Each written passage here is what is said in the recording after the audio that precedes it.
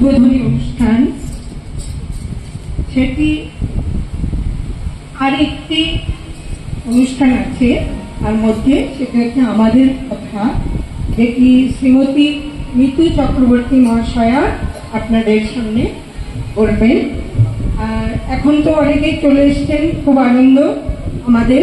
তার কারণ আমরা যখন শুরু করছিলাম তখন মোটামুটি একটু ফাঁকাই ছিল।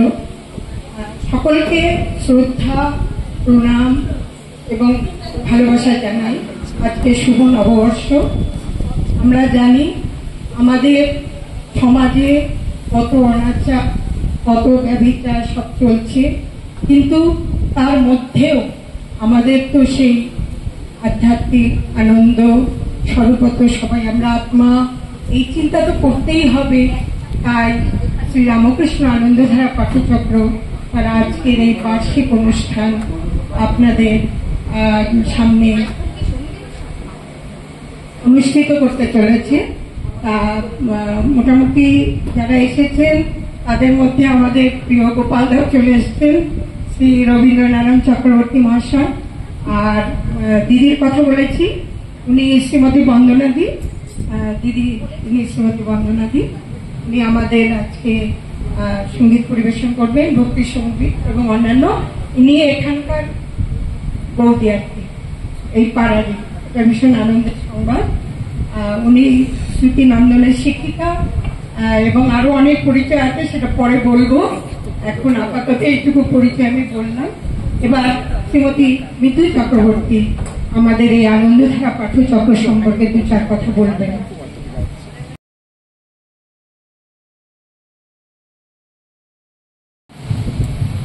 সবাইকে দেখে খুব আনন্দ লাগছে।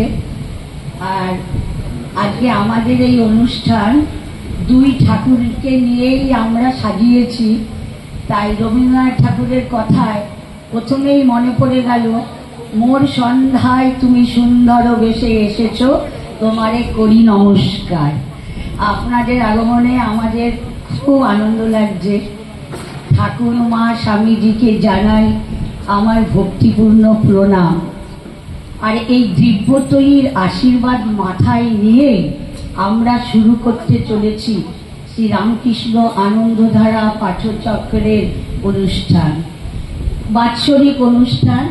আপনারা সবাই জানেন যে আমাদের পয়লা বৈশাখী এই অনুষ্ঠানটা হয়ে থাকে।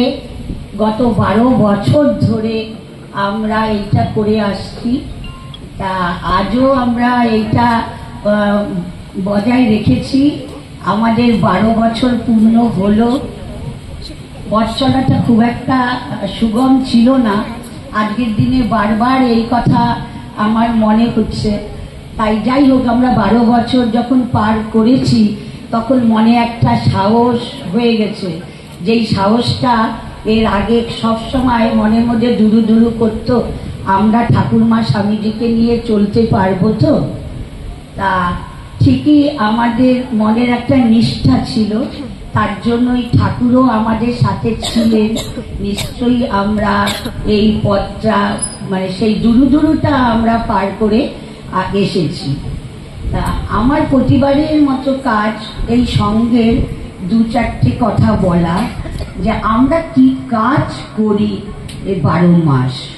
তা এই কাজ 12 মাসটা করি আপনাদের সাথে ধরে দেব। কথা বলতে বলতে আমি একটা কথা হারিয়ে ফেলেছি। শুভ নববর্ষে উপস্থিত সকল ভক্তবৃন্দকে আমার প্রাণ ভরা শুভেচ্ছা ভালোবাসা জানাই। আমার প্রণম্য দাদা দিদি, যার হাত ধরে আমার এই পারমার্থিক জ্ঞানের উন্মেষ, সেই দাদা দিদি আমার সামনে বসা। আমি রীতিমতো দাদাকে দেখে একটু ভয় ভয়ই পাই, মাইকের সামনে দাঁড়ানোর সাহস, যদিও উনি আমাকে সবসময় প্রেরণা দিতেন। যাই হোক, আমার সমস্ত বন্ধুরা এখানে উপস্থিত এবং আমাদের অনুষ্ঠান যাদের নিয়ে আমরা সাজিয়েছি তারাও অনেকেই এসে গেছেন। এখন তাদের কথা আমার বন্ধু ঘোষিকা দীপালি সবার সাথে পরিচয় করে দেবে, যেহেতু আমাদের টাইমটা খুব ধরা থাকে। আমি তাই ওই কথায় যাচ্ছি না। আমি একটা মানে আমার বিষয়টা বলছি। 12 মাস আমরা আনন্দধারার কিরকম ধরনের কাজ করে থাকি। আমরা তো যখন নাকি আমরা এই সঙ্গ শুরু করি, তখন আমরা একটা শপথ নিয়েছিলাম যে ঠাকুরমা স্বামীজির অনুধ্যান মনন আমরা করব, একটা দিন বসবো সবাই মিলে। কিন্তু তার পাশেও আমরা আমাদের সমাজে যারা পিছিয়ে পড়া মানুষকে আমরা তাদের পাশে দাঁড়াবো। এই শিবজ্ঞানের জীবসেবা এইটা কিন্তু আমাদের প্রথম দিন থেকে আমরা এই শপথটা এই মঞ্চে কিন্তু ছিলাম। সত্যি কথা বলতে কি, আমরা 12টা বছর পূর্ণ করলাম। আমরা করোনা পিরিয়ডে ওই দুঃসময়েও আমাদের সদস্যা এই কাজ থেকে কিন্তু বিরত হয়নি। এইটা আমাদের কাছে একটা গর্বের কথা যে ঠাকুরমা স্বামীজির মূল কথা শিবজ্ঞানের জীবসেবা। পরবর্তীকালে তার আদর্শ শিষ্য বিবেকানন্দ ঠাকুরের এই কথায় পরে আপনারা সবাই জানেন রূপদান দিয়েছেন যে বহু রূপে সম্মুখে তোমার ছাড়ি কোথা খুঁজিছ ঈশ্বর, জীবে প্রেম করে যেই জন সেই জন সেবিছে ঈশ্বর। আমাদের সামনে এমন ভদ্রলোক বসা আছেন, উনি এই জীবেই প্রেম করে যাচ্ছেন। আমরা ওনার ওখান থেকে ঘুরে এসেছি, আমরা আমন্ত্রণ জানিয়েছি, আরো আরেক দলও আসবে, আমরা তাদের পাশে আছি। প্রতি বছরই আমরা কিছু খুঁজে খুঁজে বার করি যে আমরা কোথায় একটু, কেন বিন্দু বিন্দুতেই সিন্ধু আমরা সবাই জানি, তাই তাদেরকে আমরা খুঁজে বার করি, অল্প একটু দেবার কিছু চেষ্টা করি এই পিছিয়ে পড়া ছেলে মেয়েদের পিছনে। আমরা প্রত্যেক বছর 12ই জানুয়ারি এই বাচ্চাদের তাদের আমরা খাতা দিই। এছাড়া টুকটাক বৃদ্ধাশ্রম, কোথাও ইট ভাটার গরিব শিশুদের, মানে গরিব বলার ভুল না, যাদের সত্যি ভগবান কাউকে কাউকে অনাথ করে রেখেছেন, এরকম বাচ্চারাও আছে কত, তাদের পিছনেও আমরা একটা দিনের জন্য তবু তো তাদের মুখে আমরা হাসি ফুটাতে পারি। এছাড়াও আনন্দধারা আমাদের সাথে আমাদের অনেক ছোট ভাই, রিক্সা ভাই, চা দেন, তাদের সবার কথা আমরা কিছু কিছু করে ভাবি। তাই আমাদের কাছে এই কথাটা বলতে গেলে যে গীতার 9ম অধ্যায়ে, তাই এইটা ঠাকুর একখানে বলেছিলেন যোগক্ষেমের কথা। সেই যোগক্ষেমের কথাটা আমি একটু বলি। অনন্যা চিন্তায়ন্ত মাং যে জনা পর্যুপাসতে তেষাং নিত্যাভিযুক্তানাং যোগক্ষেমং বহামহং। আপনারা সবাই জানেন যে এই কথাটার মানে ভগবান বলছেন অর্জুনকে, যে আমার কথা সারাক্ষণ অনন্য মানে সব সময় আমাকে চিন্তা করে, তার যোগক্ষেম আমি বহন করি। এখন যোগক্ষেম কথাটা অনেকের কাছে নতুন শব্দ হতে পারে। যোগক্ষেম হচ্ছে আমার মানে অপ্রাপ্ত জিনিসকে উনি আমাদের কাছে এনে দেবেন, এবং যেই জিনিসটা আমার আছে ভগবান রক্ষা করবেন। আমি যদি এই কথাটা একটু ঘুরিয়ে বলি, বর্তমানকালে ঠাকুর রামকৃষ্ণদেব এই কথাটা বলেছেন, যেই ভক্ত একাগ্র চিত্তে আমার কর্ম করে, ঠাকুরের কর্ম আপনারা সবাই জানেন, শিবজ্ঞানের জীবসেবার সেই ধ্বনি, ঠিক আমি তার যোগক্ষেম বহন করি। ঠিক আনন্দধারার কথা বলে আমার এইটাই মনে হয়, সেবা কার্য কিন্তু অত সহজ না। সেবা করতে গেলে অর্থের প্রশ্ন জাগবেই জাগবে, কিন্তু ভীষণ অবাক লাগে এই অর্থ আমাদের কে জোগাড় করেন, কে আমাদের এই সুতা নাড়েন। সেই ভগবানের কথা, ঠাকুর যদি না থাকতেন, ঠাকুর আছে বলেই আমরা 12 বছর চলতে পারলাম। যেদিন ঠাকুর এখান থেকে মন ঘুরিয়ে নেবেন, সেদিন কিন্তু আমরা টুকরা টুকরা হয়ে যাব।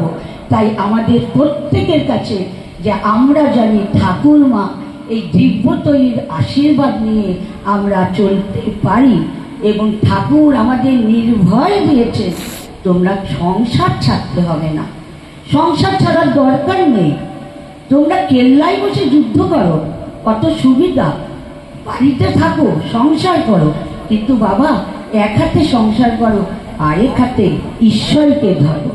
আস্তে আস্তে দেখবে সংসারের বিরাট আসবেই, তোমার তাহলে বিরাগ আসলে অনুরাগ কোথায় যাবে? ঈশ্বরের প্রতি। তাই তখন তুমি দু হাতে ঈশ্বরকে ধরো। তাই ঠাকুর মা স্বামীজির কাছে আমার আজকের দিনে এই প্রার্থনা যে ঠাকুর মা স্বামীজির যেই পথ আমাদের দেখিয়ে গেছেন, আমরা জানি সেই পথে চলতে পারি এবং একটা ভাগবত জীবন গঠন করতে পারি। ঠাকুর মা স্বামীজিকে আমাদের ঘরে লোক করতে পারি, আমরা তাকে ভালোবাসতে পারি, মনের কথা জানাতে পারি। উত্তর পাবই পাবো যদি সত্যি তাকে মনের ব্যাকুলতা তাকে আনা যায়। মনের সেই কথা আমাকে জানিয়ে দেবে। সময় বলছে আমাকে থামতে হবে। আপনারা ভালো থাকবেন, নতুন বছরে সবাইকে ভালো রাখবেন। আমাদের উদ্দেশ্য ব্যথিতের পেছনেও জানি আমরা থাকি, আনন্দ তার সঙ্গেও আমরা জানি যোগদান করতে পারি। সবাইকে নমস্কার জানিয়ে আমি আমার আজকের এই বক্তব্য শেষ করলাম।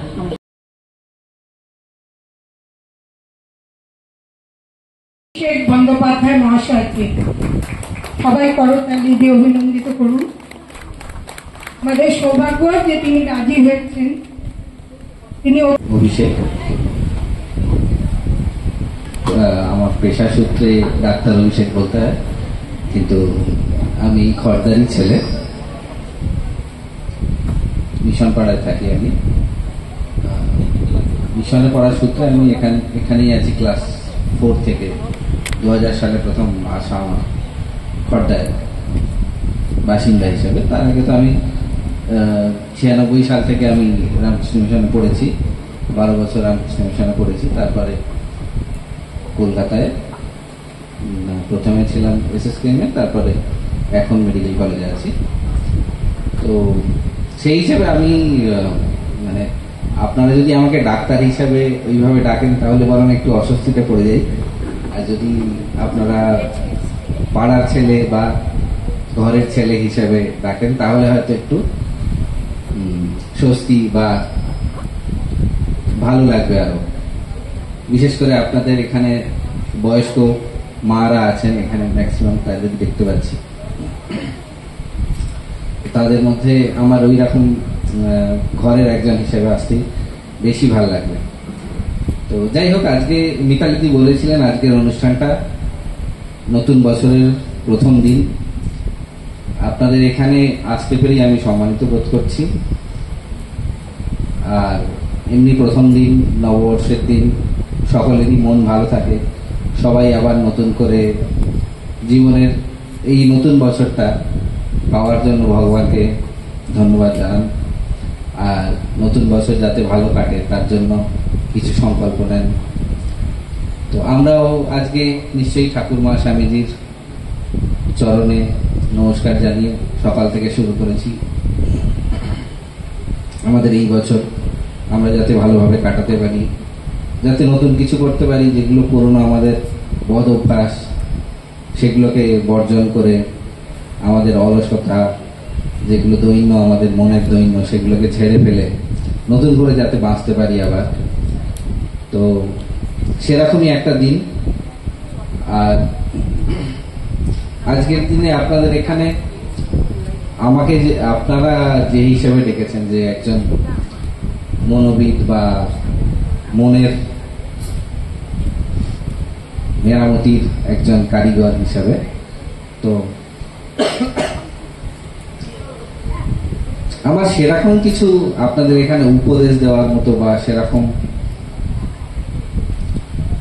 কি বলবো ডাক্তারি পরামর্শ দেওয়ার সেরকম ইচ্ছা নেই, বা সেরকম পরিবেশও আমার সেরকম লাগছে না যে সবাই যে খুব অসুস্থ মনে হচ্ছেন, সবাই খুব মন মরা হয়ে বসে আছেন, সেরকম আমার কিন্তু লাগছে না। আজকে স্বভাবতই পরিবেশের জন্যই আজকে দিনটা আমার তো খুব খুশি খুশি লাগছে। আপনাদের সবাইকে দেখে এখানে সবাইকে খুব চনমনে লাগছে, খুব ভালো লাগছে।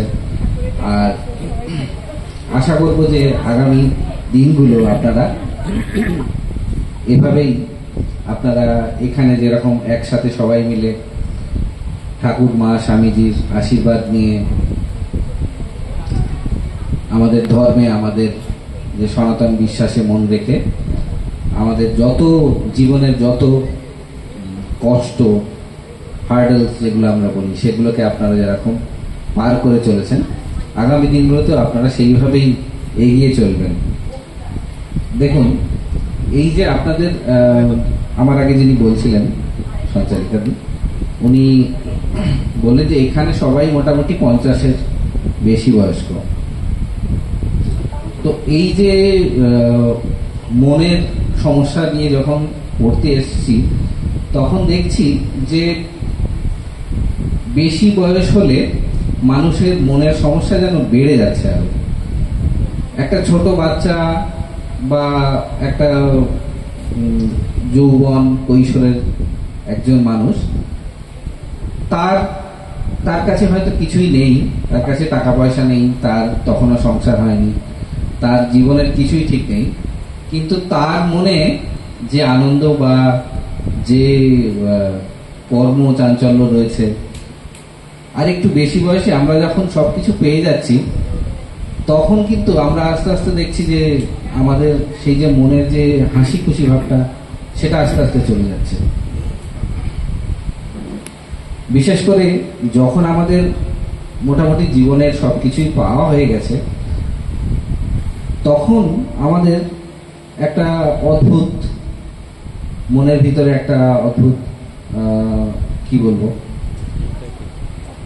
খারাপ লাগা ভাব, একটা দৈন্য বলবো, সেটা যেন আমাদের এসে গ্রাস করছে। তো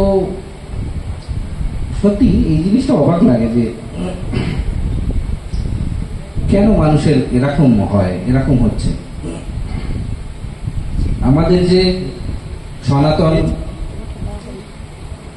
চারটে আমাদের যে লাইফের স্টেপ করা ছিল, একদম প্রথমে ধরুন আমাদের গুরুর কাছে যেতে হবে, পড়াশোনা শিখতে হবে, সে সময় অন্য কোনো আমাদের চিন্তা ভাবনা সেগুলো আমাদের মাথায় থাকবে না। সেই টাইমটা আমরা কাটিয়ে এলাম। তারপরে আমরা গার্হস্থ্য জীবনে এসে একটু একটু করে সংসারের দায়িত্ব নিলাম। তারপরে বানপ্রস্থে যখন দেখছি যে আশেপাশে আমার যারা ছোট, তারা আস্তে আস্তে সমস্ত দায়িত্বগুলো সামলে নিচ্ছে, আমার আর কাউকে কিছু দেওয়ার নেই সেরকম, তখন আস্তে আস্তে নিজেকেই আমরা বুঝিয়ে যে এবার তোমার একটু একটু করে সরে যাওয়ার সময় এসছে। সেই সময় আস্তে আস্তে আমরা বানপ্রস্থ বলে সেই যে স্টেজটা, সেখানে আমরা চলে যাচ্ছি। আর যখন জীবনের আর কোন রকম আশা আকাঙ্ক্ষা কিছু আমাদের নেই, জীবনটা রাখারও আমাদের ইচ্ছা নেই, তখন আমরা সন্ন্যাস জীবন বলা হতো সেই সময়। তো এখন তো আর সেভাবে আমরা সেগুলোকে ফলো করি না, কিন্তু সেই যে সময়টা ছিল, যে সময় আমরা এইভাবে চারটে স্টেজে লাইফটাকে ভাগ করে সেইভাবে আমরা জীবন কাটানোর চেষ্টা করতাম, সেই সময় আমার মনে হয় যে জীবনটা হয়তো অনেক বেশি সুখী ছিল। কারণ সবার একটা করে দায়িত্ব, কোন বয়সে কি করতে হবে সেটা নির্দিষ্ট করা ছিল। কিন্তু এখন আমরা 60 বছর বয়সে এসেও দেখছি যে আমাদের এই মাসের যে আয় বা এই মাসে আমাদের যে ইএমআই ইত্যাদি ইত্যাদি, সামাজিক জীবনে আমাদের বিভিন্ন রকম জড়িত থাকার বিভিন্ন রকম অভ্যাস, সেগুলো আমরা কিন্তু এখনো ত্যাগ করতে পারি না। তো এর ফলে যেটা হয় যে ধরুন আস্তে আস্তে সমাজ থেকে নিজেকে বিচ্ছিন্ন করে নেওয়ার জায়গায় আমরা আস্তে আস্তে আরো জড়িয়ে পড়ি, বা বিভিন্নভাবে সমাজের যে জটিলতাগুলো আছে সেগুলো আস্তে আস্তে আমাদের গ্রাস করতে থাকে। তো এটার ফলে হয়তো এখনকার দিনে আমাদের এই যে বড় বয়সের যে মনের সমস্যা, এগুলো আমাদের আরো বেশি করে ফেস করতে হচ্ছে। অনেক সময় আমরা দেখি যে বেশি বয়সে এসে তার সবাই বলছে তার কোনো অসুবিধা নেই, ছেলে আছে, মেয়ে আছে, টাকা পয়সা যথেষ্ট আছে, হাসি খুশি ভরা সংসার, অথচ ভদ্রলোক একদিন হঠাৎ করে নিজেকে শেষ করে দেওয়ার একটা প্রবণতা।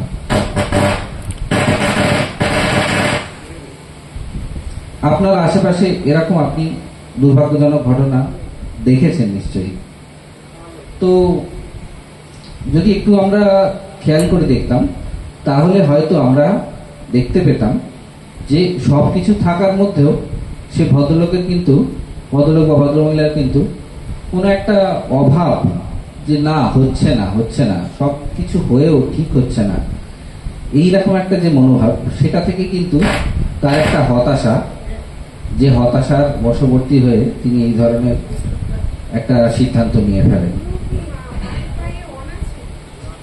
তো এই ধরনের যে ঘটনাগুলো, এগুলো কিন্তু এই যে বৃদ্ধ বয়সে আমার মনে হয় যে যদি আমরা আরেকটু বেশি করে, যে যেখানে আছেন সেখানে আরেকটু বেশি করে আমরা যে আধ্যাত্মিক যে সময়, সেখানে আরেকটু বেশি সময় দিই, সমাজের প্রয়োজনে বা যুগের প্রয়োজনে। আমাদের তো এখন আর সেই আগেকার মহাভারতের যুগের মতো বানপ্রস্থে যাওয়া হয়তো সম্ভব না।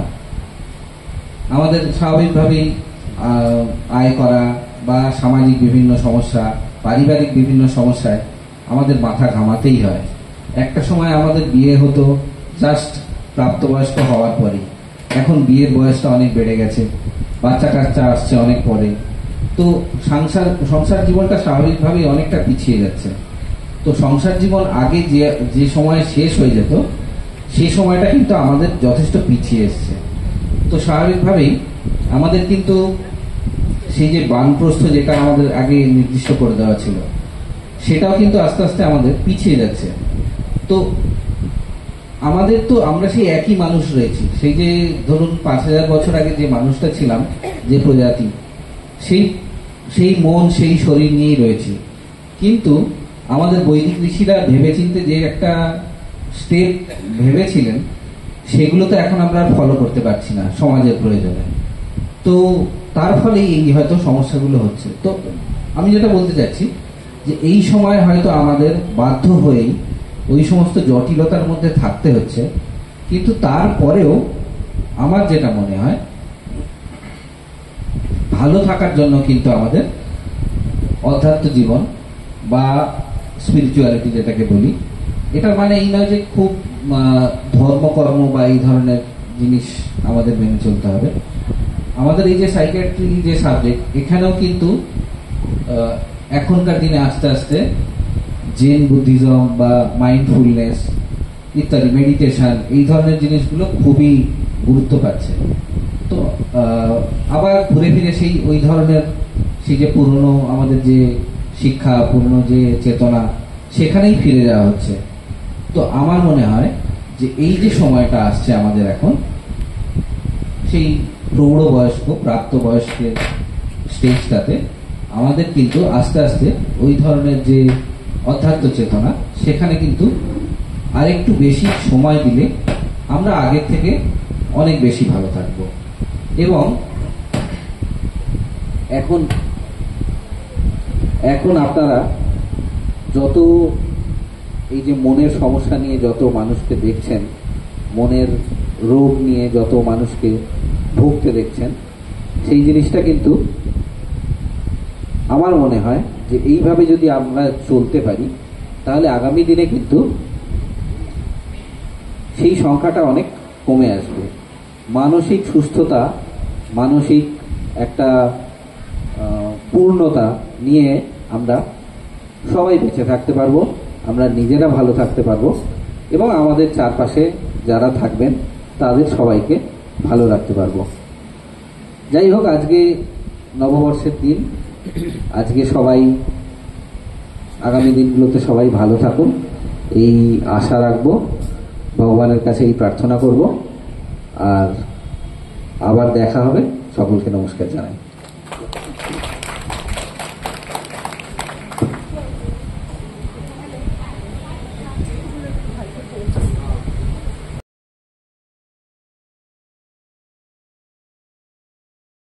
দেবী রামকৃষ্ণ জগদ্গুরু পাদপদ্মে তয়সিত্বা প্রণমামি মুহুর্মুহুঃ। নমস্কার।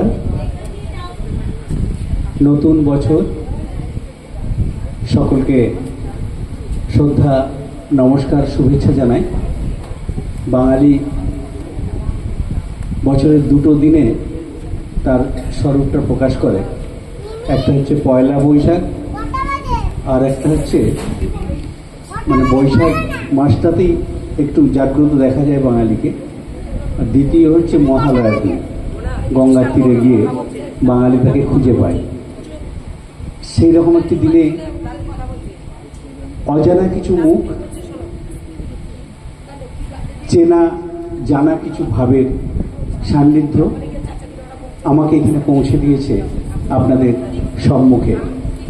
আয়োজক যারা, তাদের প্রতি আমার কৃতজ্ঞতা, শ্রদ্ধা জ্ঞাপন। তার সাথে সে যাদের উদ্দেশ্যে এই অনুষ্ঠান, যাদেরকে সামনে উপস্থিত করেছেন, তাদের প্রতি আমার শ্রদ্ধা, নমস্কার। নববর্ষের প্রথম দিনে বিষয়টা বড়, সময়টা কম। ভগিনী নিবেদিতার দৃষ্টিতে শ্রীরামকৃষ্ণ, শ্রী শ্রী মা এবং স্বামী বিবেকানন্দ। আমার বিবেকানন্দ ঠাকুর, মা, এদের নিয়ে আলোচনা করার পাশাপাশি নিবেদিতা আমার জীবনের একটা ব্রত হয়ে গেছিল। তাকে নিয়ে আমার গবেষণা, তাকে নিয়ে চর্চা, ধ্যান জ্ঞান এবং রামকৃষ্ণ মঠ মিশনের সমস্ত সেন্টারগুলিতেই নিবেদিতা নিয়ে আলোচনা করার সুযোগ প্রতি মাসে অন্তত 17 থেকে 18টি ক্লাস থাকে রামকৃষ্ণ মঠ মিশনের বিভিন্ন সেন্টারগুলিতে, এবং অন্যান্য এরকম অনুষ্ঠানগুলি তো থাকেই, দূরদর্শন ছাড়াও বিভিন্ন চ্যানেলে থাকে। আমি শুরু করতে চাই একদম শেষ থেকে। নিবেদিতা আসলে ভারতবর্ষেই জন্ম। একটু আগে বলছিলেন আয়ারল্যান্ডে জন্ম। আয়ারল্যান্ডে জন্মগ্রহণ করেছিলেন মার্গারেট নোবেল 1867 খ্রিস্টাব্দের 28শে অক্টোবর। কিন্তু নিবেদিতার জন্ম ভারতবর্ষে নীলাম্বরবাবুর বাগান বাড়িতে 1898 খ্রিস্টাব্দে 25শে মার্চ স্বামী বিবেকানন্দ তাকে শিবের পুজো করিয়ে বুদ্ধের মূর্তির সামনে দাঁড় করিয়ে বললেন, যাও, যিনি 500 বার জন্মগ্রহণ করেছেন মানুষের কল্যাণে, যিনি একটিবারও নিঃশ্বাস গ্রহণ করেননি নিজের জন্য, তার শরণাগত হও। ভবিষ্যৎ ভারত সন্তানের তরে তুমি বান্ধবী, সেবিকা, জননী রূপে আবির্ভূত হও। সেটা যারা আমরা তাকে নিয়ে চর্চা করি, তিনি অনেকটাই তার ঊর্ধ্বে উঠে গিয়েছিলেন দার্জিলিংয়ে, যেখানে তার 13ই অক্টোবর 1911 খ্রিস্টাব্দে তার শরীর যায়। তার প্রায় 15 বছর পরে স্বামী অভেদানন্দজি পাশ্চাত্য থেকে এসে হিন্দু মতে যেখানে তাকে দাহ করা হয়, সেই মুর্দাহাটি বৌদ্ধিস্ট একটি শ্মশান, সেখানে নিবেদিতাকে দাহ করা হয়েছিল। খ্রিস্টানিটি কখনো ত্যাগ করতে তাকে স্বামীজি বলেননি, তার ধর্ম ত্যাগ করতে স্বামীজি তাকে কখনো বলেননি। এবং ঠিক একইভাবে 1909 খ্রিস্টাব্দের 26শে জানুয়ারি নিবেদিতার মায়ের শরীর গেছিল টরেন্টোতে। তার বাবাকে যেখানে সমাধি করা হয়, তার পাশেই নিবেদিতার মাকে নিবেদিতা নিজে দাঁড়িয়ে থেকে হিন্দু মতে দাহ করেছিল, সমাধি দেননি। ঠিক নিজের ক্ষেত্রেও তাই, দার্জিলিংয়ের মুর্দাহাটি শ্মশান ঘাটে 13ই অক্টোবর তাকে তার ইচ্ছেতেই দাহ করা হয়েছিল। সেখানে প্রায় 15 বছর পরে স্বামী অভেদানন্দজি পাশ্চাত্য থেকে ফিরে এসে 1926 খ্রিস্টাব্দে একটি ফলক বসানো হয়। সেখানে যে কথাগুলি লেখা ছিল সেটি ভীষণ প্রাসঙ্গিক। Here repose the ashes of Sister Nivedita, who gave her all to India. আমার কথাটা রিপিট করছি। Here repose the ashes of Sister Nivedita, ব্র্যাকেটে of Ramakrishna Vivekananda, who gave her all to India. এটা যদিও 1926 খ্রিস্টাব্দে, কিন্তু তার আগে নিবেদিতা যখন শরীর যায়, তার পরের সপ্তাহে 13ই অক্টোবর শরীর যায়। 23শে অক্টোবর ভাদ্রী দ্বিতীয়ার দিনে 1911 খ্রিস্টাব্দে যেখানে তিনি থাকতেন বাগবাজারে, সেখানে নন্দলাল বসুর বাড়ি। সেই নন্দলাল বসুর বাড়িতে একটা ছোট্ট স্মরণসভা হয় 23শে অক্টোবর 1911 ভাদ্রিদ্বিয়া বিকেল 4টের সময়। সভাপতি তখনকার দিনে অমৃতবাজার পত্রিকা এবং যুগান্তর পত্রিকার কর্ণধার মতিলাল ঘোষ মহাশয়। তিনি অশ্রুসিক্ত নয়নের সভাপতির ভাষণে বললেন, এই ছোট্ট এলাকাটির মধ্যে নিজের জীবন দিয়ে এদেশের মেয়েদের বিশেষ করে আপগ্রেড করার জন্য যার আগমন, তার ভারতবর্ষে কাজ করাটা শুধুই ছোট্ট গলির মধ্যে সীমাবদ্ধ রইল না। আজ আর ভারতবর্ষের কর্নারে কর্নারে রামকৃষ্ণ বিবেকানন্দের ভাবধারায় বিশ্বের মানুষের কাছে যে ধারাটি পৌঁছে গেল, তার সেবার নিদর্শনটি, সেটি ভাবি কালের ভারতবাসীদের স্বামী বিবেকানন্দের পাশ্চাত্য থেকে ধার করে আনা ঋণটি ভারতবাসীকেই শোধ করতে হবে। আজ 150 বছর অতিক্রান্ত হয়ে গেছে নিবেদিতার, আমরা ইতিমধ্যে তার ঋণ শোধ করছি এইভাবে। আমাকে যেতে হয় নিবেদিতার উপরে অনেক আলোচনার মধ্যে, কনফারেন্সে, বিভিন্ন জায়গাতে। এবার সরাসরি চলে আসি আমার প্রসঙ্গে। 3 জন মানুষকে সামনে রেখে নিবেদিতার জীবনটা এই দেশে 8 বছরের কিভাবে কেটেছিল, 8টি বছর কাটিয়েছেন এদেশে সবে মিলে। এসেছেন 1898 জানুয়ারির 28 তারিখে, শরীর যায় 1911 খ্রিস্টাব্দের 13ই অক্টোবর। মাঝে প্রথমে 1.5 বছর কাটিয়েছেন 1898 খ্রিস্টাব্দের 28শে জানুয়ারি থেকে 20শে জুন 1899 খ্রিস্টাব্দ পর্যন্ত 1.5 বছর। 1.5 বছরের মধ্যে তিনি কি করলেন? 3টে কাজ করেছিলেন। মূল যে 3 কাজ, তার মধ্যে মেয়েদের জন্য তাকে আনা হয়েছিল এদেশের আপগ্রেড করার জন্য। মেয়েদের জন্য স্কুলটি খুললেন, সেখানে তার স্কুল প্রতিষ্ঠা হয় 13ই নভেম্বর কালী পুজোর দিনে। মা নিজে স্বয়ং ঠাকুরের পুজো করে তার স্কুলের যাত্রা শুরু করে দেন। প্রথম একটি ছোট্ট বক্তৃতা দেন সারদা দেবী। সেই 2 লাইন বক্তব্যের মধ্যে বলেন, যারা এখান থেকে শিক্ষাপ্রাপ্ত হবে তারা আদর্শ নারী রূপে পরিগণিত হবে। সেটি এখন হচ্ছে প্রথম কাজ। দ্বিতীয় কাজ, প্লেগ সেবায় ভারতের জন্য আত্মনিয়োগ। 1899 খ্রিস্টাব্দের 22শে এপ্রিল ক্লাসিক থিয়েটারে স্বামী বিবেকানন্দের সভাপতিত্বে একটি বক্তব্য রাখেন নিবেদিতা বক্তা, স্বামীজি সভাপতি। সেখানে যুব সমাজকে তিনি এ জাতির সেবায় আত্মনিয়োগ করতে ভারতবর্ষের জাতীয় আদর্শটি সামনে রাখলেন, ত্যাগ এবং সেবা। সেই বক্তব্যের পরে ডক্টর যদুনাথ মুখোপাধ্যায়, যিনি ধনগোপাল মুখোপাধ্যায়ের দাদা, বিখ্যাত ফেস অফ সাইলেন্স পুস্তকের লেখক, সেই যাদুগোপাল মুখোপাধ্যায় বাগবাজারে বাঙালিদের যে কালচার, রকে বসে আড্ডা মারা তার বন্ধুদের নিয়ে, নিবেদিতার হাতে ঝ্যাঁটা নিয়ে, বালতি নিয়ে রাস্তা পরিষ্কার দেখে প্লেগে তিনিও ঝাঁপিয়ে পড়লেন যুবকদের নিয়ে। সে দৃশ্য আলাদা। দ্বিতীয় ঘটনা এটি, প্লেগে আত্মনিয়োগ। রাধা গোবিন্দ কর আর জি কর মহাশয়ের ডায়েরি থেকে যেসব ইতিহাস পাওয়া যায়, সেদিকেও আমি গেলাম না। আমার প্রসঙ্গের দিকে আরো একটু গভীরে যাওয়ার চেষ্টা করছি। নিবেদিতা দ্বিতীয় যে কাজটি করলেন ওই 1.5 বছরের মধ্যে, 1899 সালের 20শে জুন পাশ্চাত্যে স্বামীজির সাথে আবার চলে যাওয়ার আগে, এই যে 3টি ছবি দেখছেন ঠাকুরমা স্বামীজির, এই মায়ের ছবিটি, যার অবদান সারা বুলের ইচ্ছাতে তার দেশে শান্ত সৌম্য এই মূর্তিটিকে নিয়ে গিয়ে পূজার আসনে নয়, নিজের অন্তরে রেখে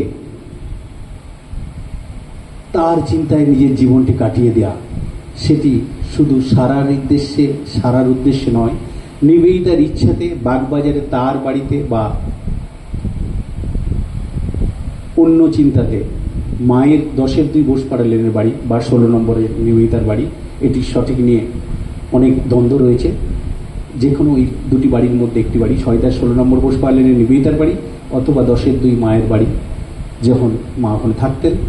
সেই বাড়িতে নিবেদিতা নিজে, স্বামীজিও হয়তো বললে মা রাজি হতেন না, 1.5 হাত ঘোমটা নামিয়ে স্বামীজির সামনে কথা বলতেন, পায়ের চিহ্নটি দেখা যেত। সেই নিবেদিতা মাকে বাধ্য করলেন এবং তাও একজন বিদেশি হ্যারিংটন সাহেব ফটোগ্রাফারের সামনে অবতীর্ণ হলেন। মায়ের ওই ছবিটি, তখনকার দিনের গ্রাম্য বিধবা মহিলা, ব্লাউজের প্রচলন খুব একটা ব্যবহৃত হতো না। সেই নিবেদিতা সেফটি পিন দিয়ে, দেখবেন ভালো করে যদি ছবিটার মধ্যে দেখেন, সেফটি পিন দিয়ে বেশসজ্জা, কেশসজ্জা নিবেদিতার দ্বারা করা, দুদিকে ফুলের টব সহ পশু চর্মের আসনের উপরে মাকে বসিয়ে এই যে ছবিটি, শুধু সারা বুলের উদ্দেশ্যে নয়, নিবেদিতা জগৎজননীকে জগতের তার সন্তানদের উদ্দেশ্যে রেখে গেলেন, যেটি আমাদের আরাধ্য পূজার আসনে পূজিত সেই মা। 3টি প্রথম কাজ করে গেলেন। এই প্রথম 1.5 বছরকে আমি বলি নিবেদিতা আসলে এই 1.5 বছর 3টে স্পেলে তিনি ছিলেন। প্রথম 1.5 বছরের মধ্যে যেটি করলেন এবং যেটি সবচেয়ে বেশি পরিচিত, তিনি ভারতবর্ষে এসে ভারতবর্ষের সাথে পরিচিত হয়েছিলেন প্রথম 1.5 বছর। তারপরে তিনি ফিরেছিলেন 1902 খ্রিস্টাব্দের ফেব্রুয়ারি মাসে। 1902 খ্রিস্টাব্দের ফেব্রুয়ারি থেকে তিনি ছিলেন 1907 খ্রিস্টাব্দের জুলাই মাস পর্যন্ত। এই 5.5 বছরের মধ্যে তিনি ভারতবর্ষের মানুষকেই ভারতবর্ষের সাথে পরিচয় করে দিলেন। আর তারপরে 6 মাস করে 1909 খ্রিস্টাব্দের শেষের দিকটায় 6 মাস, এবং তারপরে আবার চলে যাওয়া 6 মাসের জন্য, ফিরে এসে আবার 6 মাসের একটু বেশি দিন থেকে তার শরীর চলে যাওয়া। এই স্পেলগুলির মধ্যে লাস্টের ওই 2টি 6 মাস আসলে নিবেদিতার চরম ভারতীয়ত্ব বোধের উপলব্ধি। প্রথমটি যদি ভারতবর্ষের মানুষের কাছ থেকে তার ভারতীয়ত্ব বোধের সন্তান হয়, দ্বিতীয়টি 5.5 বছর যদি তার ভারতীয়ত্ব বোধের সন্তান ভারতবর্ষের মানুষকেই পরিচিত করে দেওয়া হয়, তৃতীয়টি অবশ্যই 2টির উপলব্ধি তার জীবনকে সমৃদ্ধ করে পূজার আসনে বসিয়ে নিয়ে ভারতের এক দেবী রূপে আজকে পূজিত হচ্ছেন নিবেদিতা। প্রথম 1.5 বছর যেটি বলছিলাম, ভারতবর্ষের মানুষের কাছ থেকেই ভারতীয়ত্ব বোধ বা ভারতবর্ষের তিনি শ্রদ্ধার যোগ্য কিনা, এই ভারতবর্ষকে কি করে তিনি খুঁজে পেলেন, ভারতবর্ষের মানুষের কাছ থেকে কিভাবে তিনি ওই 1.5 বছরের মধ্যে ভারতবর্ষের কাছে কি শিখলেন, 2টি ছোট্ট উদাহরণ দিই, বেশি ডিটেলসে যাব না। সেটি হচ্ছে, নিবেদিতা ভারতীয়ত্ববোধের সন্ধান করতে গিয়ে প্রথম যে শব্দটি ব্যবহার করব, একটি বাচ্চা ছেলে বাগবাজারে 16 নম্বর বোসপাড়ারে নিবেদিতা যখন থাকতেন, তখন রোজ তার কাছে গিয়ে সকালবেলা নিবেদিতা উঠেছে কিনা দেখার জন্য চলে যেতেন এবং sister have you woke up, তুমি কি জেগেছো? তার কাছে আসলেই নিবেদিতা একটা বিস্কিট দিত, সে খেত আর নিবেদিতার সাথে ভাঙা ইংরেজিতে কথা বলতো। একদিন নিবেদিতা কোথাও একটা গিয়েছিলেন, বাইরে থেকে খুব জার্নি করে এসেছেন, ক্লান্ত অবসন্ন, নিজে চাটা নিজেকেই বসে খেতে হতো। আপনার সেই সংস্কারে আমি যাচ্ছি না। ভারতীয়ত্ব বোধে সমস্ত সহ্য ক্ষমতা তাকে দিয়েছিল। তিনি এই অর্থোডক্স সমাজের কাছে কিছুই পাননি, ঘৃণা এবং গঙ্গা জল দিয়ে যেখানে বসতেন সেখানকার মানুষের সামাজিক দায়বদ্ধতা রাখার জন্য সেই বাগবাজার অঞ্চলের বর্ধমান এলাকার মানুষরাও সেটিকে মুছে দিয়েছেন। মহিদুলাল মজুমদার তার অসাধারণ কাহিনী বর্ণনা করেছেন, সেই ইতিহাসে আমি যাচ্ছি না। নিবেদিতা ওই বাচ্চা ছেলেটির কাছ থেকে কি শিখছে দেখুন। সেই বাচ্চাটি নিবেদিতার ঘরে প্রবেশ করছেন, সিস্টার হ্যাভ ইউ কাম। উনি 2 দিন ছিলেন না, ফিরে এসে দেখছেন নিবেদিতা চা করে, চাটা খাবেন, ক্লান্ত অবসন্ন একটু বিশ্রাম নেবেন, বিস্কিটটি মুখে দিয়েছেন, আধখানা কামড়েছেন। বাচ্চাটা এসে বলল, sister have you prayed your morning voice? Have you prayed? তুমি সকালের যে প্রেয়ারটা সেটা করেছো, তারপরে তো তুমি খাবে। মুখে বিস্কিটটা দিয়েছেন, জিভে কামড়ে নিবেদিতা স্তব্ধ হয়ে অপেক্ষা করলেন। বাচ্চাটার মুখ থেকে এই কথাটা শোনার পরে এই বাচ্চাটি তাকে শিখিয়ে দিল, ভারতীয়ত্ব বোধে বলা হয় কিছু না খেয়ে স্নান করে ঈশ্বরকে স্মরণ করে তারপরে কিছু জলযোগ করতে হয়। Have you said your morning prayer? তুমি কি সকালে ঈশ্বরকে প্রার্থনা করে জলযোগটা করছো? এই বাচ্চাটি তাকে যখন বলল, এই শিশুটির কাছ থেকে তিনি ভারতীয়ত্ব বোধের সন্ধান যেন নিজে পেয়ে স্তম্ভিত হলেন। দ্বিতীয়, ভারতবর্ষের মানুষকেই এই ভারতীয়ত্ব বোধের সন্ধান দেওয়ার কথা বলছিলাম। সেটি কিরকম আমরা দেখব। নন্দলাল বোস বিখ্যাত শিল্পী, অসিত হালদার এবং অনেক শিল্পীরাই তখনকার দিনে নিবেদিতার কাছে আশা করতেন। খ্রিস্টিন এসে শিল্প ভাবনা ভারতীয়দের শেখাবার উদ্দেশ্যে এসেছিলেন পরবর্তীকালে। এই খ্রিস্টিন এসেছেন, নিবেদিতা, নন্দলাল বোস এবং সুরেন্দ্রনাথ গঙ্গোপাধ্যায় আর্ট কলেজের 2 ছাত্রকে ডেকেছেন। কিছু ওই ভারতীয় অজন্তা, ইলারা সহ বিভিন্ন আর্টকে, ওই হ্যাভেল সহ অসিত হালদার এবং এদের গ্রুপটাকেই পুরো ভারতীয় শিল্প ভাবনা, অবনীন্দ্রনাথ ঠাকুর, হ্যাভেল এবং আরো অনেক, সুব্রমণিয়াম সাউথে ছিলেন, এদের সকলকে তিনি শিল্প ভাবনার সঞ্চার দিয়েছিলেন। এই নিবেদিতা ওদের দুজনকে ডেকেছেন। কলকাতায় বাগবাজার অঞ্চলে থাকেন নন্দলাল বোস এবং সুরেন্দ্রনাথ গঙ্গোপাধ্যায়। বন্দ্যোপাধ্যায় নয় কিন্তু, এটা গঙ্গোপাধ্যায়, আর্ট কলেজের ছাত্র। দুজন এসেছেন।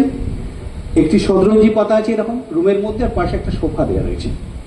নিবেদিতা দেখলেন ওরা দুজনকে ডাকা হয়েছে, ওরা এসে বাঁদিকে সোফাটাতেই দুজনে বসে আছেন। নিবেদিতা ভেতর থেকে আসলেন, এসে বললেন কাম ডাউন, শতরঞ্জিতে এসে বসার জন্য অনুরোধ করলেন। ওরা দুজনের দিকে তাকিয়ে রইলেন, ভাবলেন নিবেদিতা আমাদের নেটিভ বলে এই সোফাতে বসা দেখতে বোধহয় পছন্দ করছেন না, এটা বোধহয় আমাদের প্রতি একটু বিরূপ চিন্তা তার হতে পারে। আমরা নেটিভ, ব্রিটিশ শাসন করছি, সেই ব্রিটিশ লন্ডন থেকে নিবেদিতা শিক্ষা পেয়ে এদেশে এসেছেন। তাকে কিছু না বলে দুজনের মুখের দিকে দুজনে তাকিয়ে, নিবেদিতা যখন বলেছেন তার বাড়িতে যখন এসেছেন নিচে বসাটাই স্বাভাবিক, তার অনুরোধটা মেনে নিয়ে নিচে বসলেন। দুজনে খুব গম্ভীর হয়ে গেলেন। আনন্দের সাথে এসেছিলেন আলোচনা করবেন, কিন্তু গম্ভীর হয়ে গেলেন। নিবেদিতা এসে বলছেন চা বা কফি কিছু খাবে কিনা জিজ্ঞাসা করলো। ওরা দুজনেই একদম সপাটে বলে দিলেন না, আমরা কিছু খাবো না, নেবো না। আসলে নিবেদিতা বুঝতে পারছেন তার মানসিকতা পুরো ভারতীয়তে একদম ঋদ্ধ হয়ে রয়েছেন তিনি। তিনি বললেন চা বা কফি কিছু খাবে না, ঠিক আছে ওয়েট। ওরা কিন্তু রাগে যে খাবে না বা তাদের যে মনে কষ্ট হয়েছে নিবেদিতা সেটা বুঝতে পেরেছেন, এখন কিছু বললেন না। খ্রিস্টিন আসলো, তার সাথে সমস্ত পরামর্শ, আর্টের বিষয়ে সমস্ত আলোচনা শেষ হয়ে গেল। এইবারে নিবেদিতা বললেন তোমরা নিশ্চয়ই আমার প্রতি একটু বিরূপ চিন্তা করেছো, নিশ্চয়ই ভাবছিলে আমি কেন তোমাদের নিচে বসতে বলেছি। আমি জানি তোমরা এতে মনে কষ্ট পেয়েছো, আমার উদ্দেশ্য তোমাদের মনে কষ্ট দেয়া নয়। আসলে তোমরা ভারতীয়, ভারতীয়দের ওই বিদেশিদের মতো সোফায় বসা দেখতে আমার ভালো লাগে না। তোমরা বুদ্ধের দেশের মানুষ, তোমরা নিচে ওই রকম পদ্মাসনে বসবে, এটাই আমার গুরুকে আমি দেখেছি, স্বামীজিকে আমি এইভাবেই দেখেছি, এইভাবেই পেয়েছি, এইভাবে আবিষ্কার করেছি। বুদ্ধ শিব সত্তায় তিনি পরিপূর্ণ, পরাকাষ্ঠা। তার দেশের মানুষদের কি করে ব্রিটিশদের মতো সোফায় বসা তোমাদের দেখবো বলো? এটি হচ্ছে ভারতবর্ষের মানুষকে ভারতীয়ত্ব বোধের সন্ধান দেয়া। এই নিবেদিতা, এবার ঠাকুরের কাছে আসি। নিবেদিতা, আপনাদের ধারণা নিবেদিতা এদেশে আসার পরে ঠাকুরের শরীর যাওয়ার 12 বছর পরে এদেশে এসেছেন। ঠাকুরের শরীর গেছে 1886 খ্রিস্টাব্দের 16 আগস্ট, আর নিবেদিতা এলেন 1898 খ্রিস্টাব্দের 28 জানুয়ারি। কিন্তু আপনারা শুনলে অবাক হবেন, ঠাকুরের নির্দেশে, ঠাকুরের আহ্বানে, ঠাকুরের ইচ্ছাতে নিবেদিতার জীবন ভারতময় হয়ে গেছিল। ভারতবর্ষ শ্রীরামকৃষ্ণ স্বামী বিবেকানন্দর ভাষায় আলাদা নয়। শ্রীরামকৃষ্ণদের জীবনটা এমন সুন্দর, হাসছেন, খেলছেন, মজা করছেন, খুনসুটি করছেন, ভক্তদের সাথে মজা করছেন, ইয়ংদের সাথে তামাশা করছেন, কিন্তু লক্ষ্য এক, ঈশ্বর। ভারতবর্ষের মানুষ যেমন ভাবে কাজকর্ম করে সারাদিন, ভোরবেলা থেকে উঠে ঈশ্বরকে স্মরণ করে তাদের ঘুম ভাঙে, দুপুরে কাজ সেরে ফিরে স্নান করে ব্রহ্মাকে, নিজেদের মধ্যে ব্রহ্ম রয়েছে বলে অন্ন গ্রহণ করেন, সন্ধ্যায় তুলসী তলায় দাঁড়িয়ে সারাদিন কর্মশেষে আজের দিনটি ভালো গেল, আবার আগামী দিন যাতে ভালো হয়, রাতের অন্ন খেয়ে শয়নের সময় ঈশ্বরকে স্মরণ করতে করতে যে যে ধর্মে বিশ্বাস করে, যেভাবে বিশ্বাস করে, সেইভাবেই তার দিনটি শুরু থেকে শেষ পর্যন্ত ঈশ্বরময় থাকে। এটাই ভারতবর্ষ। নিবেদিতা স্বামীজির কাছ থেকে এটাই শুনেছিলেন, বুঝেছিলেন, তার অন্যান্য পার্শ্বদের কাছ থেকেও। ভারতবর্ষ শ্রীরামকৃষ্ণদেব একটি কয়েনের এপিঠ আর ওপিঠ। সেই শ্রীরামকৃষ্ণদেব এই সমস্ত কেন্দ্রের কেন্দ্রবিন্দুতে রয়েছে, এটি তিনি অনুভব করেছেন যে ভাবধারায় তিনি ভারতবর্ষে এসে পৌঁছেছেন। সেই শ্রীরামকৃষ্ণদেবকে তিনি কবে দেখলেন? শ্রীরামকৃষ্ণদেবের এই যে পার্শ্বদ তথা তার মূল ভাবধারার যিনি ধারক বাহক, স্বামী বিবেকানন্দের সাথে নিবেদিতার প্রথম পরিচয় হয় 1895 খ্রিস্টাব্দের 10ই নভেম্বর লন্ডন। কিন্তু শ্রীরামকৃষ্ণদেব নিবেদিতাকে দর্শন দিলেন কবে? 1884 খ্রিস্টাব্দে এক রাতে। তার দ্বিধাগ্রস্ত মানসিক চিন্তার মধ্যে কোনো ধর্মই তার কাছে সঠিক মনে হচ্ছে না, সব ধর্মধ্বজিতা, সব নিজেদের স্বার্থে ধর্ম প্রচার করছে। এই চিন্তায় যখন সঠিক একটা সিদ্ধান্তের দিকে চিন্তার তার অগ্রগতি, রাতের মধ্যে সেই দিশা দিতে শ্রীরামকৃষ্ণদেব এসেছিলেন। তার প্রমাণ রয়েছে, স্বামী ভৌমানন্দের একটি বই রয়েছে,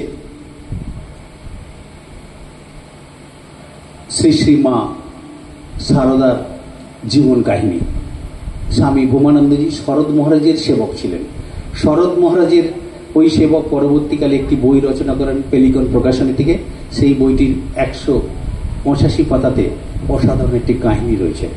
সেখানে ভৌমানন্দজি বর্ণনা দিচ্ছেন, 10-2 বোসপার লেনে মা রয়েছেন।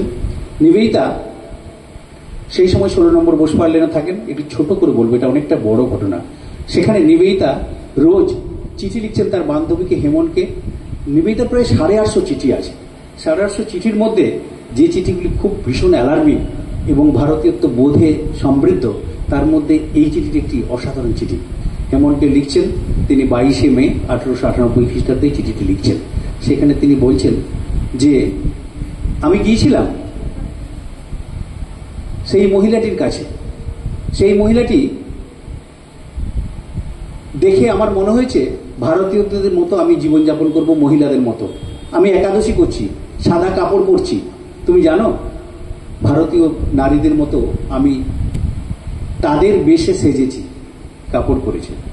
এবং কিরকম কাপড় আমি জানি না এখন সেই কাপড় পরা কেউ আছে কিনা। আগেকার দিনের গ্রামের দিকের মানুষেরা এখনো পরেন সাপটা শাড়ি, যেটাকে বলে, এই কুচিয়ে কাপড় নয়।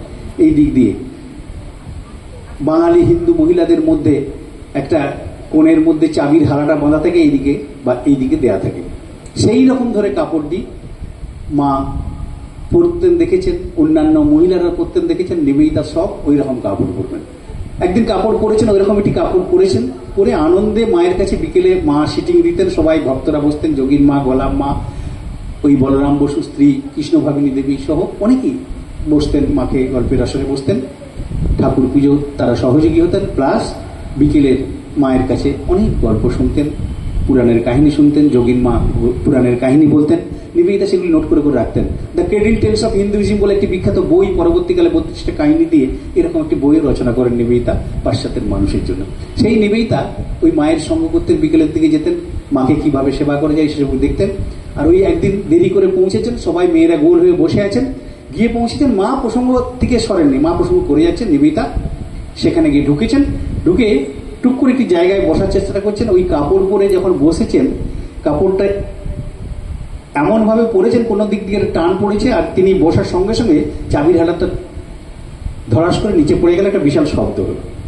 সবাই নিবেদিতার দিকে দৃষ্টি, মায়ের কথার দিকে, এইটার দিকে সবাই দৃষ্টি, হাসাহাসি শুরু করে দিল। প্রথমবার হলো। নিবেদিতা ওদের এই উপহাস বা এর হাসিটা দেখে তিনি খুব তাড়াতাড়ি তটস্থ হয়ে ওই চাবির হালাটা আবার তাড়াহুড়ো করে অন্য কাঁধে ছুঁড়ে দিলেন। আবার একই অবস্থা, আবার পড়ে গেল। যখন সেটিকে তুলে রাখতে গেলেন, আবার পড়ে গেল।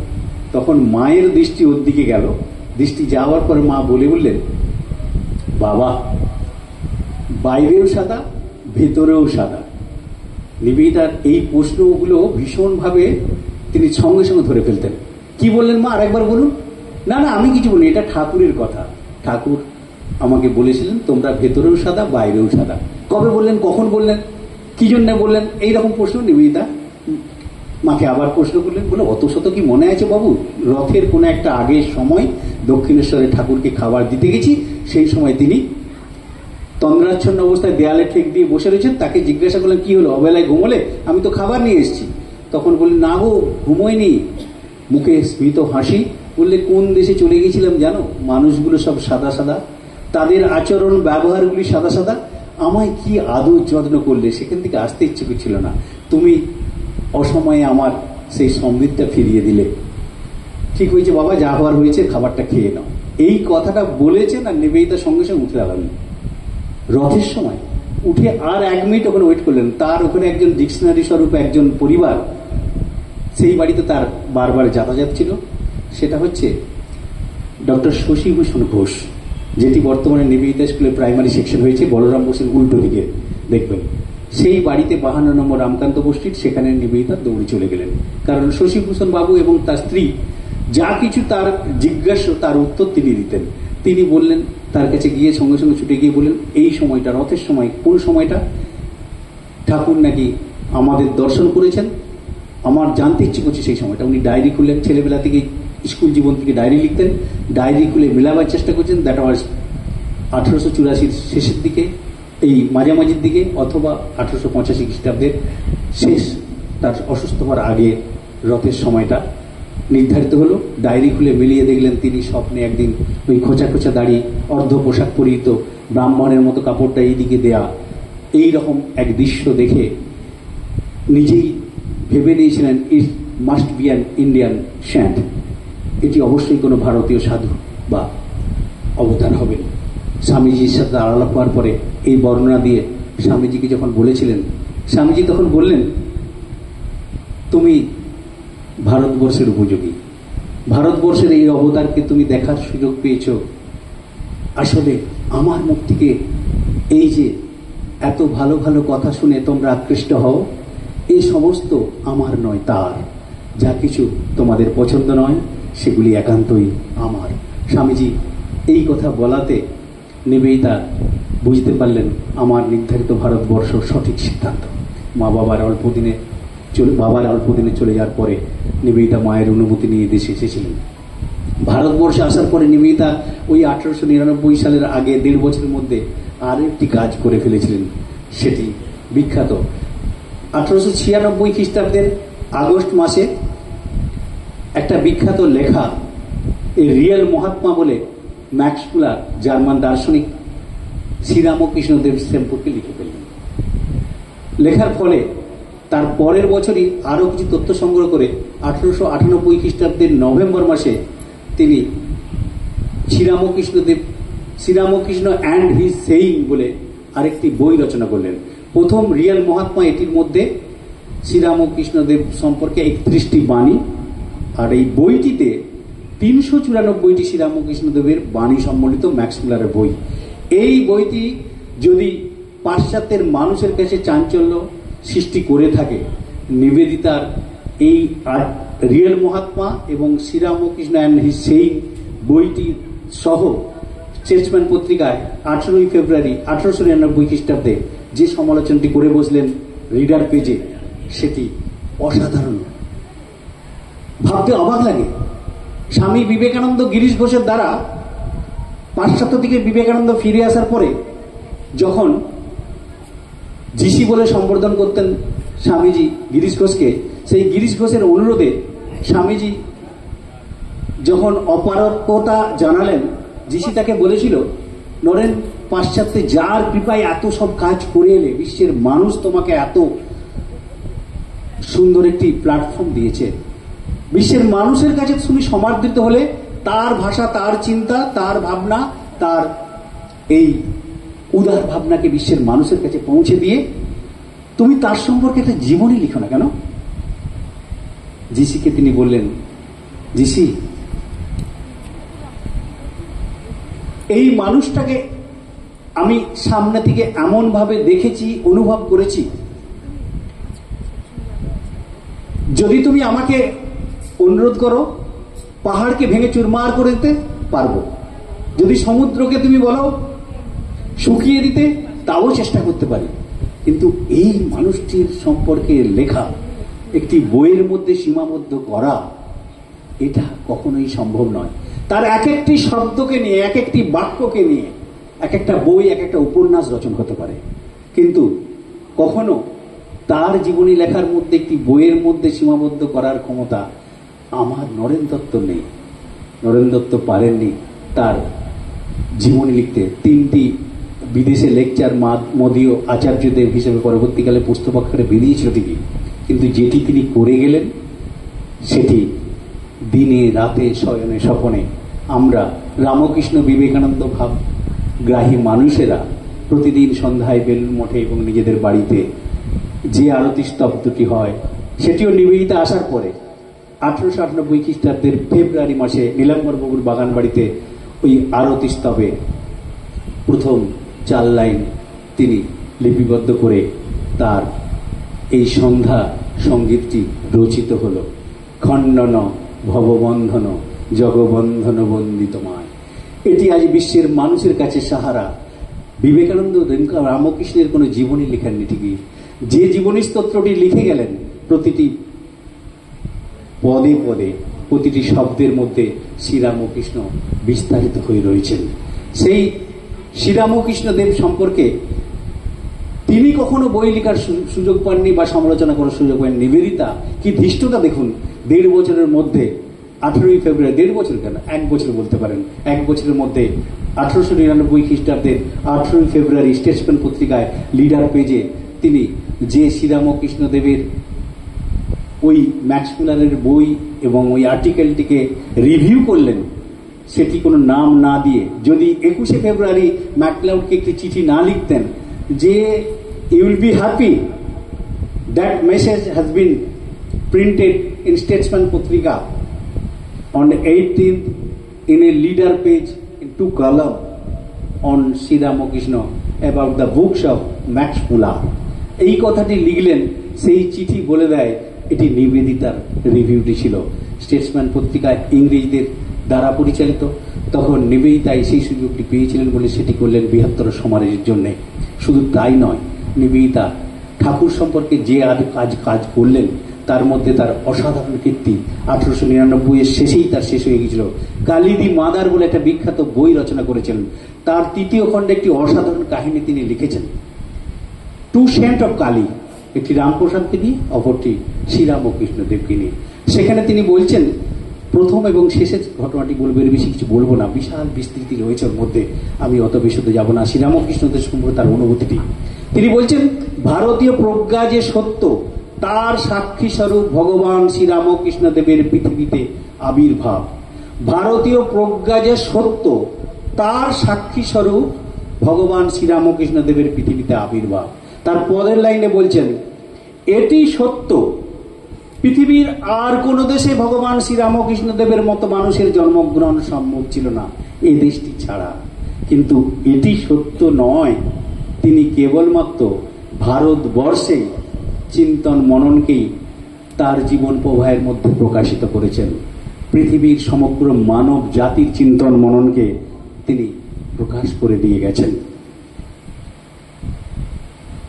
এখানেই শেষ নয়, তিনি বলছেন ওই রচনার মধ্যে, তিনি বলছেন সর্বকালের সর্বযুগের আধ্যাত্মিক শিল্পীটির নাম শ্রীরামকৃষ্ণ দেব। তিনি মাটির তালের মতো মানুষের মনকে তিনি মুহূর্তের মধ্যে পরিবর্তন করে দিতে পারতেন। তার নাম শ্রীরামকৃষ্ণ। কি অনুভূতি, কি বিশ্বাস! শ্রীরামকৃষ্ণ দেবকে নিয়ে স্কুলে সরলা সরকার একটি অসাধারণ কাহিনীর বর্ণনা দিচ্ছেন আমাদের। স্কুলে একদিন একটি রুমের একদিকে পৃথিবীর মানচিত্র আর একদিকে শ্রীরামকৃষ্ণ দেবের ছবি। তিনি হাসতে হাসতে নিজে নিজেই, সরলা দেবী বলছেন, লিখছেন তার ইয়েতে স্মৃতি সংগ্রহতে, সেখানে তিনি লিখছেন, হঠাৎ তিনি ঠাকুরের ছবিটা খুলে নিয়ে এলেন, নিয়ে এসে পৃথিবীর মানচিত্র যেখানে যেদিকে রয়েছে দেওয়ালে পৃথিবীর মানচিত্রটার উপরে দিলেন, নিচে পৃথিবীর মানচিত্র, তারপরে বললেন এটাই সঠিক হলো।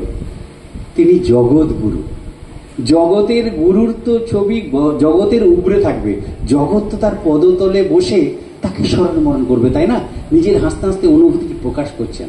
কালিদি মাদার, ওই স্টেটসম্যান, এই ঘটনাগুলি শ্রীরামকৃষ্ণ দেব তার চিন্তার বহিঃপ্রকাশন ঘরে।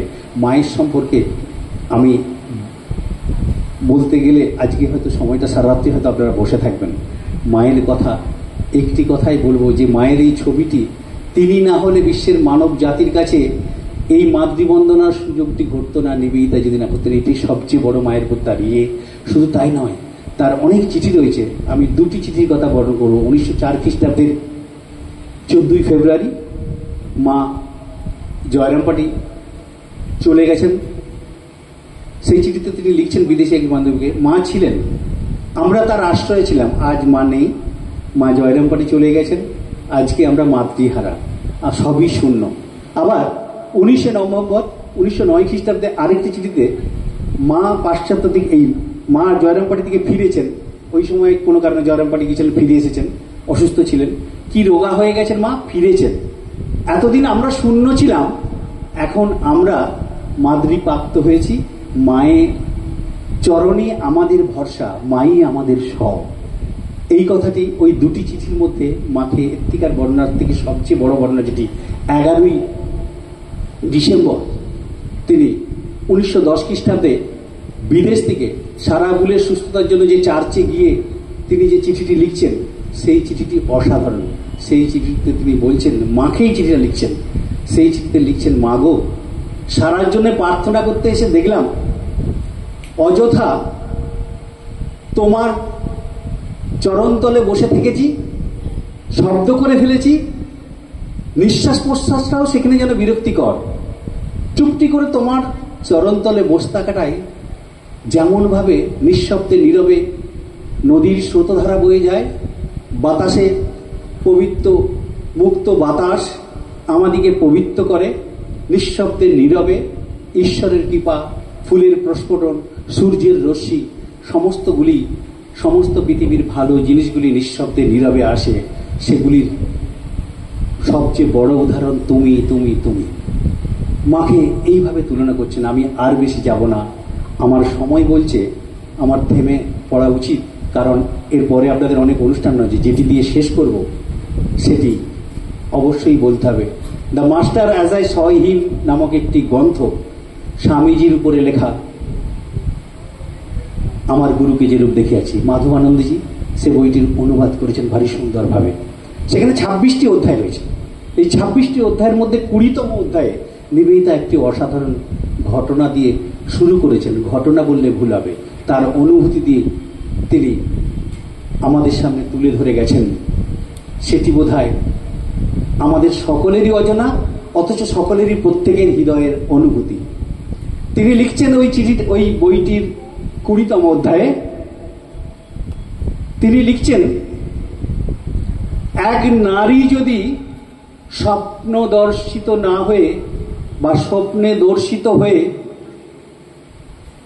তার তীর্থযাত্রাটি বন্ধ না করতেন, রানী রাসমণির কথা বলছেন, এক নারী যদি তার স্বপ্ন দর্শনে তীর্থযাত্রাটি বন্ধ না করতেন, কাশী যাচ্ছিলেন, তাহলে দক্ষিণেশ্বরে